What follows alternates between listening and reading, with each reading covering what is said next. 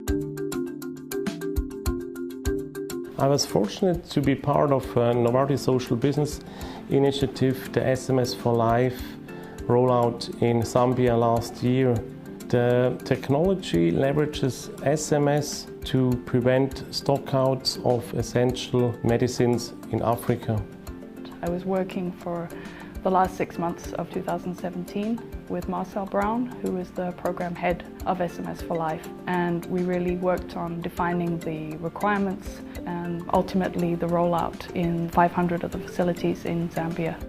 We had 2 visits to Zambia and spent about 3 weeks total. We were traveling into some quite remote places.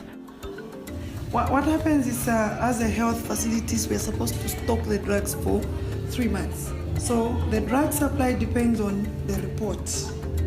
No report, no drug. So if we submit our report in time, we'll have to receive the drugs. Those nurses or midwives were living next to the rural health centers, meaning that they were engaged in the caregiving almost day and night.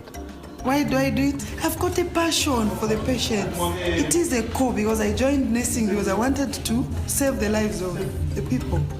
Working on SMS for Life 2.0 launch really gave me a lot of good insights into how public-private partnerships operate from the industry perspective. And this was very interesting for me to see. A really big learning experience was working with all the different stakeholders. What's the most common illness or disease? It's my 80% or close to 90. Those who come, most of them, it's malaria is a very dangerous disease. If not treated daily, someone can die. Yeah. It's preventable, it's treatable. That's a good part. Technology such as SMS for Life definitely helps to speed up the process, and it also helps local health authorities to act much faster, not only in malaria but on any kind of disease which might break out.